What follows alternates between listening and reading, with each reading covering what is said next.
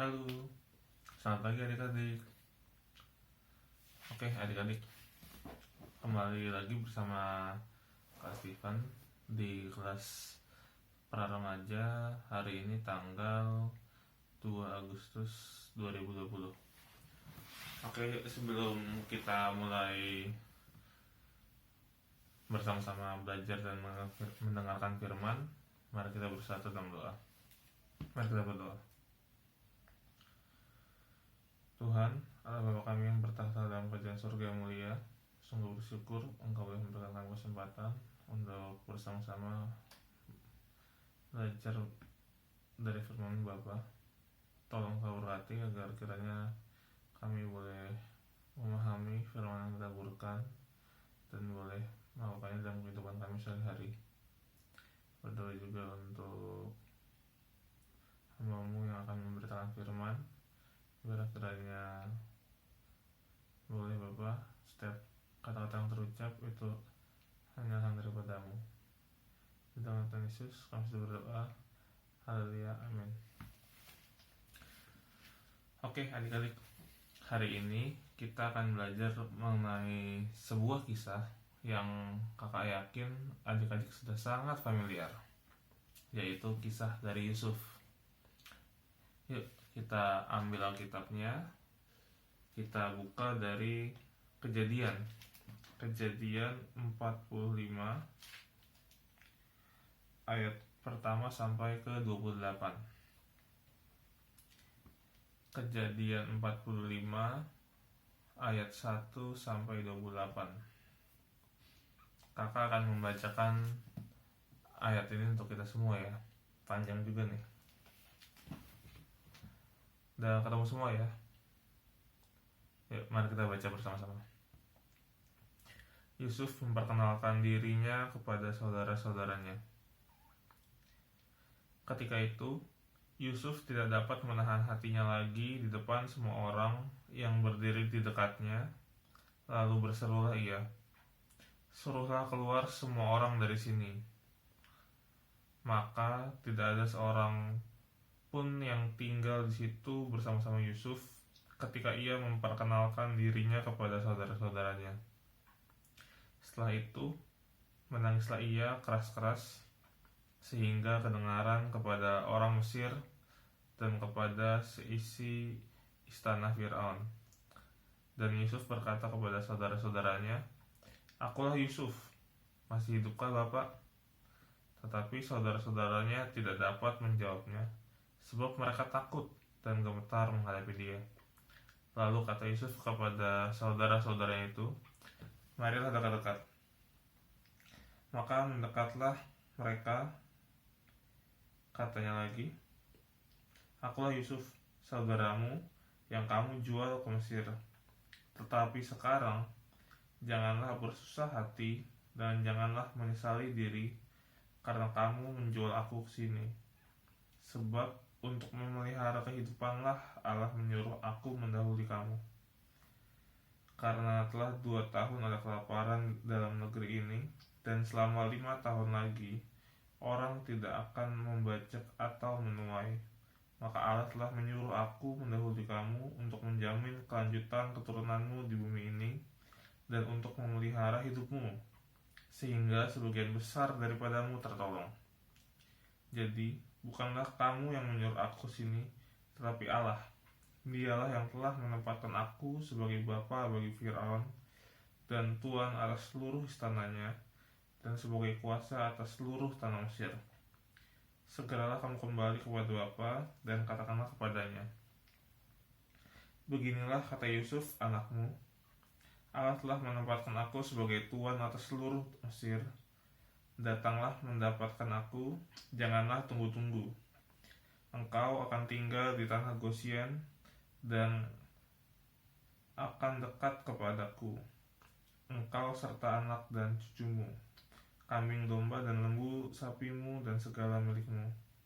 Di sanalah aku memelihara engkau, sebab kelaparan ini masih ada 5 tahun lagi, supaya engkau jangan jatuh miskin bersama seisi rumahmu dan semua orang yang ikut serta dengan engkau. Dan kamu telah melihat dengan mata sendiri dan saudaraku Benyamin juga, bahwa mulutku sendiri mengatakannya kepadamu. Sebab itu ceritakanlah kepada Bapa segala kemuliaanku di negeri Mesir ini,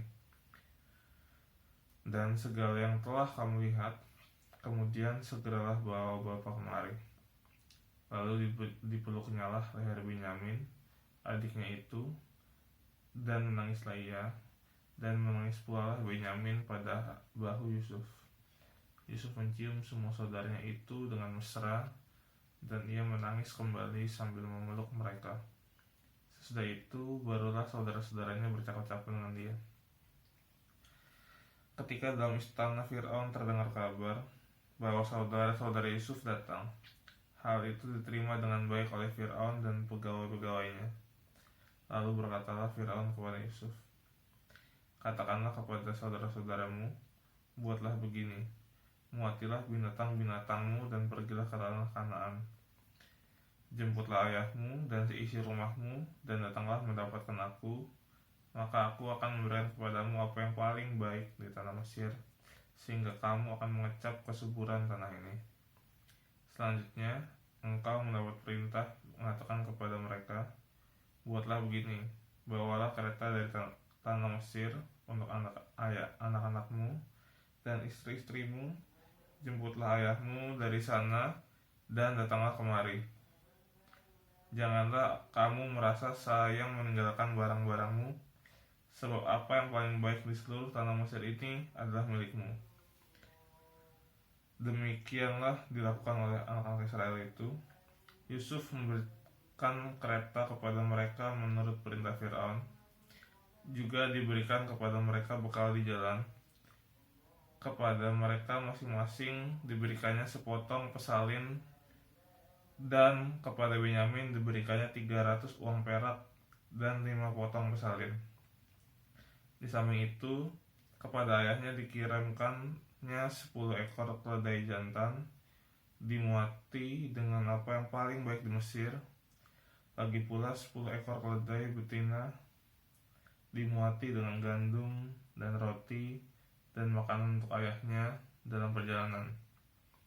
Kemudian ia melepas saudara-saudaranya serta berkata kepada mereka, janganlah berbantah-bantah di jalan. Demikianlah mereka pergi ke tanah Mesir dan sampai di tanah Kanaan kepada Yakub ayah mereka. Mereka menceritakan kepadanya, Yusuf masih hidup, bahkan dialah yang menjadi kuasa atas seluruh tanah Mesir. Tetapi hati Yakub dingin, sebab ia tidak dapat mempercayai mereka.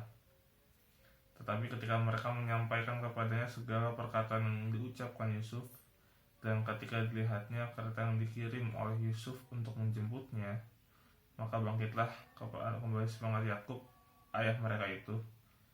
Kata Yakub, cukuplah itu, anakku, Yusuf masih hidup. Aku mau pergi melihatnya sebelum aku mati. Demikianlah pembacaan firman kita pada pagi hari ini. Oke, adik-adik. Jadi hari ini kita akan sedikit belajar mengenai Yusuf. Adik-adik ada yang udah lupa tentang Yusuf? Gimana? Kakak yakin pasti masih banyak ya yang ingat dengan cerita Yusuf ya. Kalau ada baca Alkitab adik-adik bisa melihat kisah Yusuf mulai dari pasal 37. Di pasal 37 itu diceritakan bagaimana Yusuf memiliki mimpi, kemudian dia menceritakan mimpinya itu kepada saudara-saudaranya. Ketika dia menceritakan mimpi itu kepada saudara-saudaranya, responnya ya pada akhirnya di perikop yang sama di ayat 12, akhirnya ya Yusuf dijual di tanah Mesir. Dikali bayangin, dijual oleh saudara-saudara sendiri ke tanah Mesir. Kemudian setelah dijual, dipekerjakan di rumah Potifar. Dia bekerja dengan baik, tidak meratapi nasibnya. Dia kerja aja. Ternyata di rumah Potifar sama lagi tuh, dia dijebak lagi sama istrinya Potifar. Dijebak sama istri Potifar karena dituduh oleh istrinya Potifar, kemudian dimasukkan ke dalam penjara. Di penjara, kalau lihat itu di ayat di itu di perikop 39 ya, yang Potifar ya. Di perikop 40 itu ketika dia di penjara, dia akhirnya ketemu sama juru minum dan juru roti. Kemudian akhirnya diterjemahkan mimpi dari mereka berdua.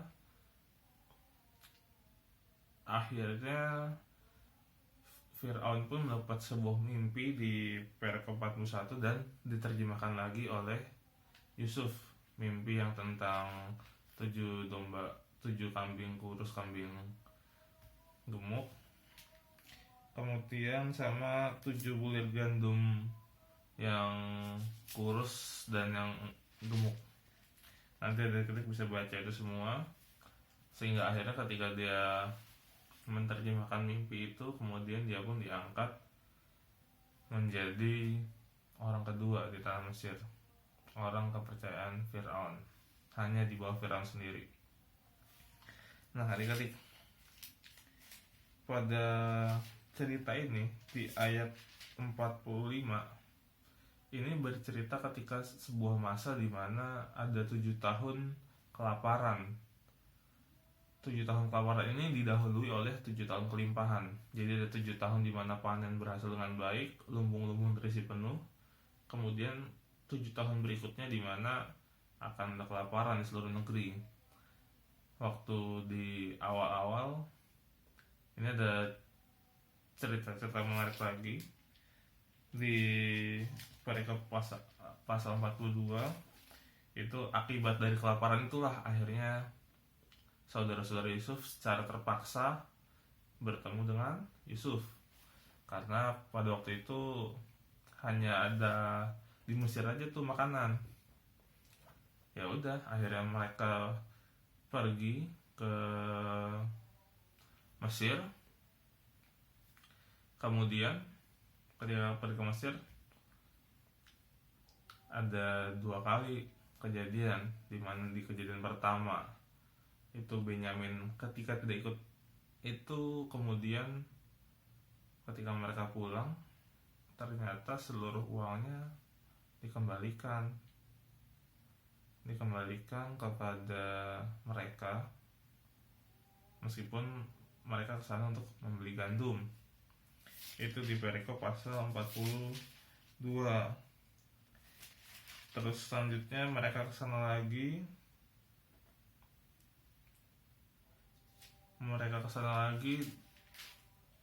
karena sebelumnya kembali itu di perikop pasal 43. Mereka kembali lagi, akhirnya dikerjain lagi tuh sama Yusuf. Kalau sebelumnya dibalikin doang uangnya, yang di kedua kalinya itu pada akhirnya nggak cuma uangnya dikembaliin, tapi piala Yusuf, barang pribadi dari Yusuf itu dimasukkan ke dalam karungnya Benyamin yang ikut ketika atas perintah Yusuf ya sebelumnya. Nah, di situ akhirnya mulailah kejadian ini, di mana di sini Yusuf akhirnya memberi tahu kepada saudara-saudara nih, aku adalah Yusuf, saudara kalian yang kalian jahatin itu loh. Tapi bukan itu kata-kata Yusuf. Adik-adik bisa lihat di ayat yang keempat. Di sini Yusuf ngerjain saudara-saudaranya itu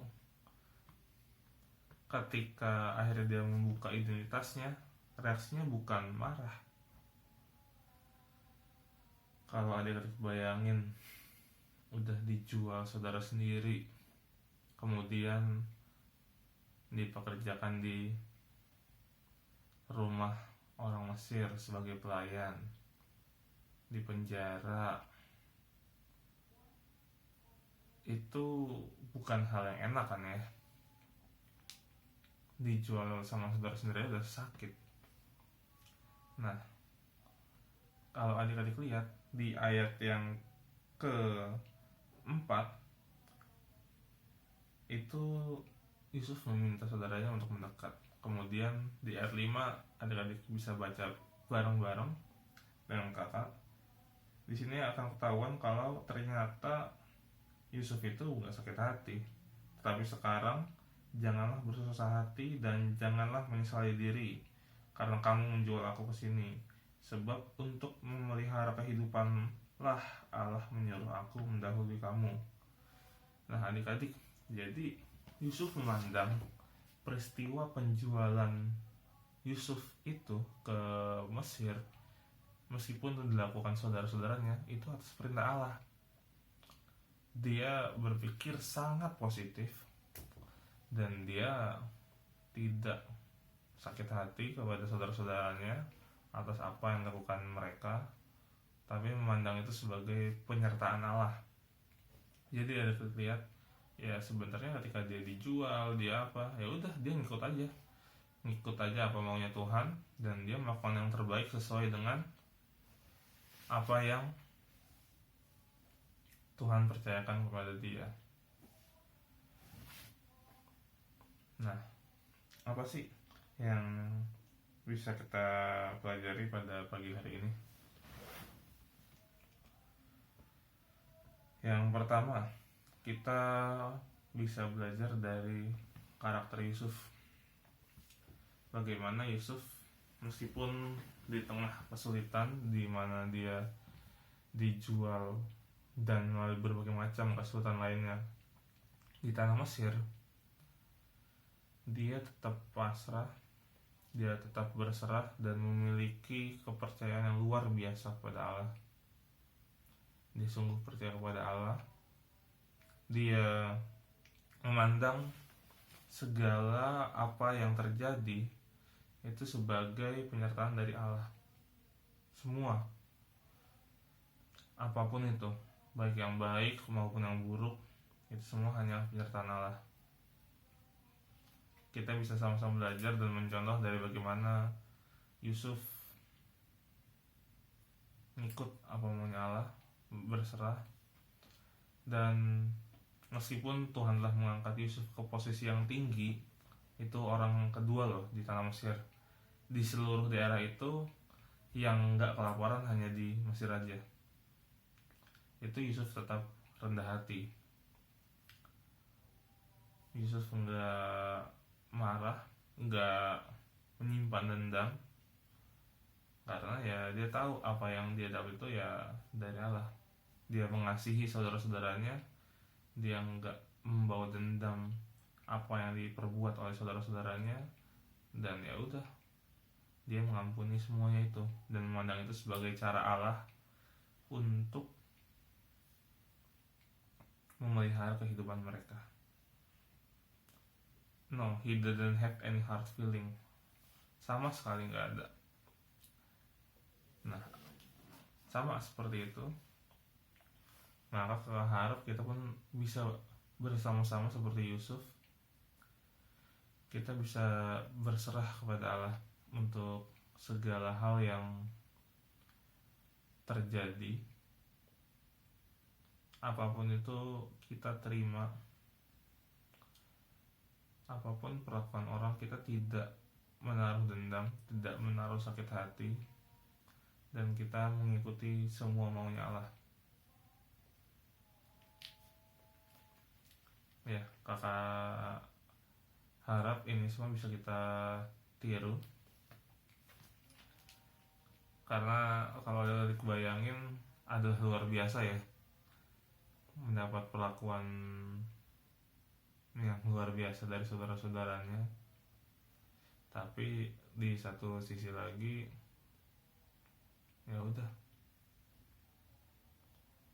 nggak apa-apa, itu penyertaan Allah kok. Nah, sebagai penutup, kakak ingin minta adik-adik untuk membuat sebuah catatan di sebuah kertas, terus saya di sebuah secari kertas kecil, Di secari kertas kecil itu kakak minta kalian tulis apa yang kalian rasa sebagai hal yang buruk yang kalian alamin, dan di sebelah kanannya, jadi dibagi dua ya kertas itu ya, kertas ini dibagi dua. Sebelah kirinya nanti akan berbicara mengenai apa hal yang buruk yang kalian alamin. Di sebelah kanannya ada tulisan yang tadi, rendah hati, berserah dan percaya. Rendah hati, berserah, percaya. Karena tiga hal itulah yang melatar belakangi kenapa Yusuf sanggup mengasihi dan mengampuni seluruh saudara-saudaranya. Oke, itu aja cerita kita pada pagi hari ini.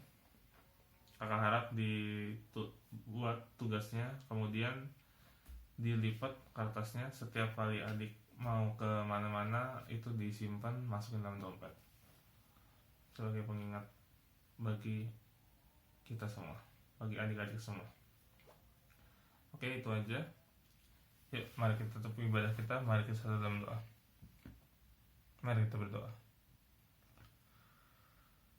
Tuhan, Allah Bapa kami yang bertahta dalam kerajaan surga yang mulia, sungguh bersyukur Engkau boleh memberikan kami kesempatan untuk bersama-sama belajar dari Yusuf tentang bagaimana ia begitu berserah kepadamu Bapa, dan pada akhirnya boleh memandang apa yang dikerjakan olehnya hanyalah anugerah darimu, dan apapun yang terjadi kepadanya itu merupakan tuntunan Allah dalam kehidupannya.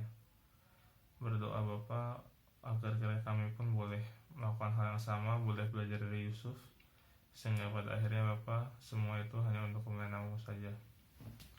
Ya Bapa, inilah kami anak-anakmu akan menaikkan doa syafaat bagi-Mu. Kiranya Engkau boleh menyucikan, menguduskan kami, melayakkan kami, sehingga boleh kami menaikkan pokok-pokok doa kami. Yang pertama, kami berdoa untuk keluarga kami Bapa. Biar kiranya Engkau berkati keluarga kami agar boleh Engkau sertai dalam setiap aktivitas kegiatan kami masing-masing. Untuk kami yang masih dalam proses WFH, orang tua kami yang masih kerja di rumah Bapak, Engkau berkati agar boleh menjalankan tugasnya dengan lancar di tengah kondisi kerja di dalam rumah. Untuk orang tua kami yang sudah tidak bekerja di rumah, yang sudah harus ke kantor, tolong Engkau berkati agar boleh melaksanakan juga kerjanya secara maksimal dan secara terkhusus melindungi dari setiap penyakit yang mungkin timbul, terutama corona. Berdoa juga untuk kami yang punya kakak-kakak, biar kiranya mereka yang masih sekolah, kakak-kakak kami ini boleh Engkau sertai, mereka yang masih kuliah boleh Engkau sertai agar boleh melaksanakan tugas belajarnya dengan baik. Bagi kakak kami yang bekerja, biar mereka pun boleh bersama-sama bekerja dengan maksimal dan terus dilindungi dari penyakit ini Bapak.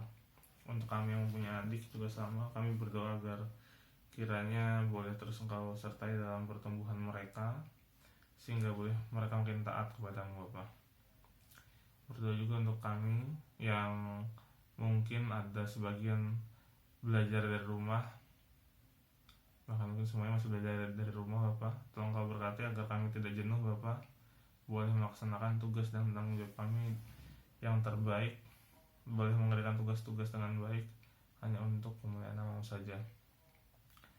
Berdoa untuk gereja kami, berdoa agar kiranya Engkau boleh menyertai pembangunan dan proses pengurusan izin pembangunan di gereja kami, sehingga boleh Tuhan memberikan izin untuk mendirikan gereja kami melalui pemerintah Kota Bekasi.